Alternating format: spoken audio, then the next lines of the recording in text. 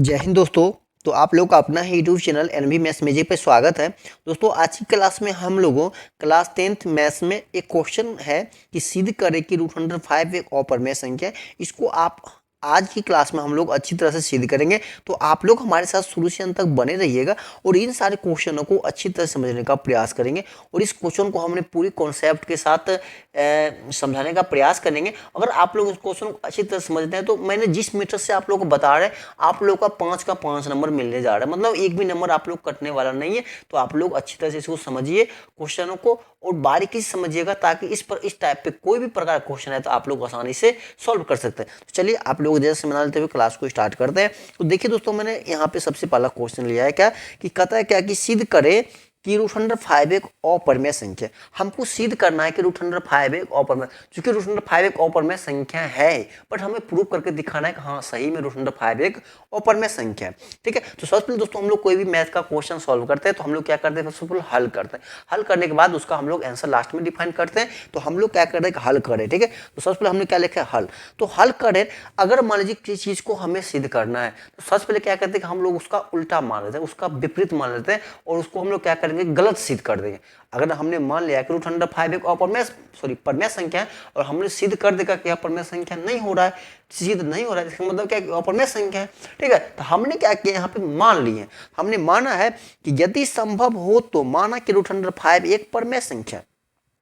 यदि संभव हो तो हमने माना कि √105 एक परिमेय संख्या। अगर परिमेय संख्या है तो अर्थात √105 बराबर क्या हो जाएगा, a/b हो जाएगा। अब कहेंगे सर यहाँ पे a/b क्यों नहीं ले, बहुत सारे टीचर p/q ले लेता है।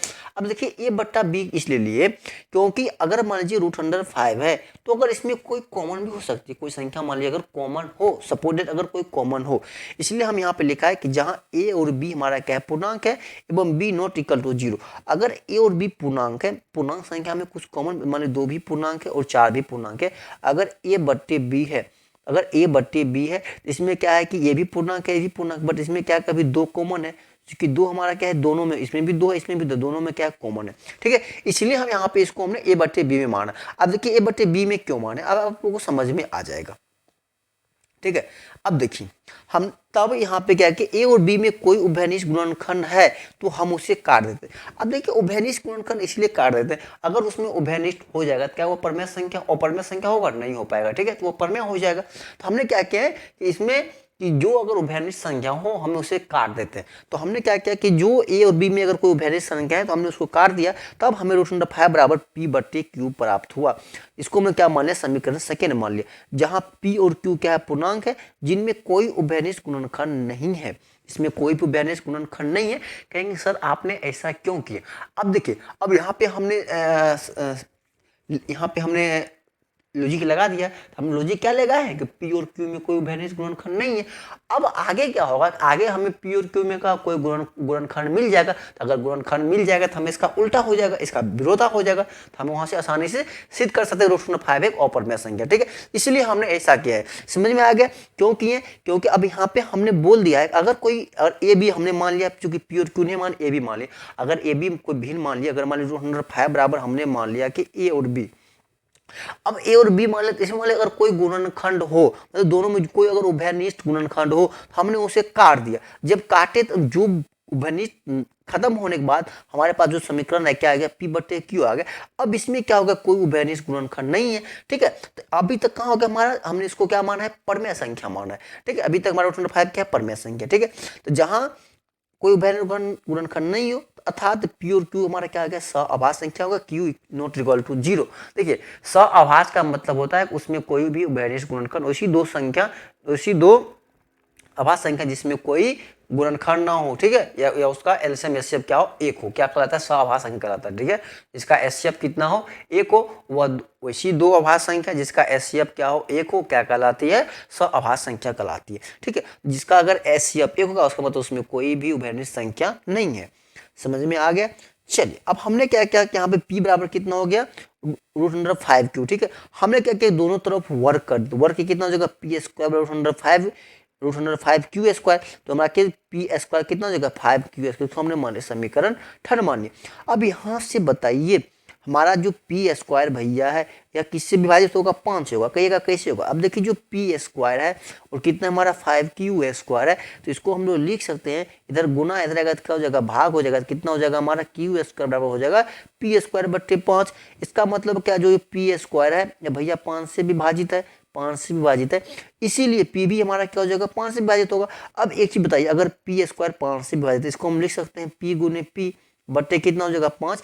अगर मान लीजिए हमने पी को मान लिया 5, तो 5 गुने 5 हो गया, तो कितना हो जाएगा हमारा 5। 5 गुने 5 कितना होगा 25। अगर 25 5 से विभाजित है तो 5 भी 5 से विभाजित है, इसलिए पी भी हमारा क्या है, 5 से विभाजित होगा। ठीक है। फिर हमने क्या किया कि मान लिया कि P बराबर 5 है, P बराबर 5 माने हैं, हमारा कितना हो जाएगा 5 m स्क्वायर बराबर 5 q स्क्वायर। समीकरण किससे, थर्ड से, जो कि समीकरण थर्ड हमारा क्या है, तो पी स्क्वायर बराबर है 5q स्क्वायर। ठीक है। तो हमारा कितना हो जाएगा 25 m स्क्वायर बराबर 5q स्क्वायर, तो 5 m स्क्वायर कितना हो जाएगा q स्क्वायर हो जाएगा। अब यहाँ भी देखिएगा जो हमारा क्यू स्क्वायर भी है, जो हमारा क्यू स्क्वायर वो भी 5 से विभाजित, इसीलिए क्यू भी हमारा क्या है 5 से विभाजित है। अब एक चीज बताइए, अतः पी और क्यू में कम से कम एक अभ्यनिष्ठ गुणनखंड कौन हो गया, 5 हो गया, क्योंकि पी हमारा भी 5 से विभाजित है, क्यू भी 5 से विभाजित है। इसका मतलब कि पी और क्यू दोनों में हमारा क्या हो गया, 5 कॉमन हो गया। किसमें, तो पी और क्यू में।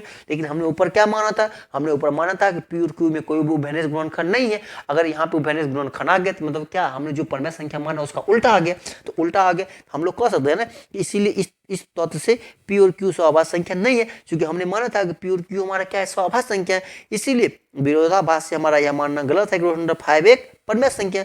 हमने जो माना है रूट अंडर 5 एक परिमेय संख्या, जब परिमेय संख्या माने तो हमें वहां पे कंडीशन क्या लाए, कंडीशन लाए कि पी और क्यू स्वाभाविक संख्या। बट यहाँ पे हमें पी और क्यू में एक गुणनखंड कौन आ गया, 5 आ गया। तो क्या स्वाभाविक संख्या रहा, नहीं रहा। इसीलिए विरोधाभास से रूट अंडर 5 हमारा क्या है कि परिमेय संख्या नहीं है, अतः रूट अंडर 5 हमारा क्या है कि अपरिमेय संख्या है। हमारा क्या हो गया, प्रूफ हो गया। अब हमें यहाँ पे 5 का 5 नंबर मिल जाएगा। ऐसे हम लोग सिद्ध करते हैं। बच्चों बहुत सारे टीचर आपको इसे बता देंगे क्या कि मान लो रूट अंडर 5 एक परिमेय संख्या, तो 5 बराबर कितना हो गया, पी बटे क्यू हो गया। इसको स्क्वायर कर दीजिए, तो 5 का रूट अंडर 5 का स्क्वायर बराबर पी बटे क्यू का स्क्वायर, तो पी का स्क्वायर क्यू का स्क्वायर हो गया। ठीक है। इसको इधर ला जाएगा तो कितना हो जाएगा, 5q बराबर कितना हो गया हमारा, क्यू स्क्वायर बराबर पी स्क्वायर। फिर क्या करेगा कि इसको इधर रूट कर देगा, तो p बराबर कितना हो जाएगा, रूट अंडर 5q। फिर आके इसको इसी जगह सिद्ध कर देगा, हाँ कि ये बराबर ये, तो इसका हमारा क्या हो गया, सिद्ध हो गया रूट अंडर 5 एक परिमेय संख्या। ऐसा नहीं होता दोस्तों, इसमें आपको कोई नंबर नहीं मिलेगा। तो हमने जैसा बताया आपको ऐसा ही करना है। ठीक है दोस्तों, मेरी क्लास कैसा लगा है आप लोग कमेंट करके जरूर बताइए। तब तक के लिए जय हिंद, जय भारत।